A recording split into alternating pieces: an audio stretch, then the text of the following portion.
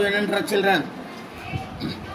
అయ్యల్లారా అమ్మలారా, కీలు వెలసిద్ద భారత భూమిలో రాజనాలు పండే రత్నాల నేల తెలుగుదేశం.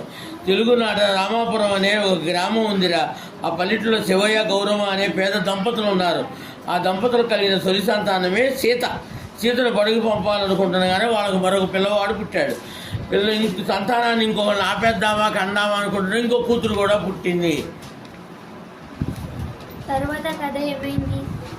పూట గడవని తల్లిదండ్రులకు పాటలు ఎక్కువ ఏ తందాన తాన, పంటలు పండగ పట్ట నిండక కష్టం ఎక్కువ ఏ తందాన తాన, కుటుంబ భారం కొంగతీయగా తల్లడిల్లినారు తందాన తాన, భార్యాభర్త కూలినాలితో బతుకునిచ్చినారు తందాన తకిట తకట తై. ఇంతకు సీత బయటికి పోయిందా లేదా?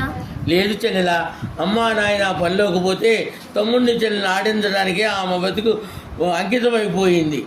పిల్లలు బడిలో పెద్దల పనిలో అనే సంగతి వాళ్ళకి తెలియదా అక్క? 16 ఏళ్ళ పిల్లల్ని బడిలోకి పెట్టవద్దన్న చట్టాన్ని వాళ్ళు ఎందుకు పట్టించుకోలేదు?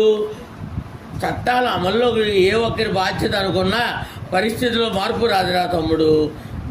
ఇంతకు ఆ చిన్నారి సీతమ్మ ఏమేం పనులు చేసింది? ఇంటి పనులే చేశారా సై, వంట పని నేర్చారా సై, బీడీలనే చుట్టారా సై, పత్తి చేలకే పోయారా సై, కొవ్వొత్తిలా బతుకాయరా సై, సోదర వినరా సోదర, చదువుల తల్లి దీనగాదనిప్పుడు నిర్భేదగాదనిప్పుడు తన్నాన తాన తకిట తై తకిట తై. చిల్డ్రన్ రేపొద్దు చెప్పుకుందాం మిగతాది.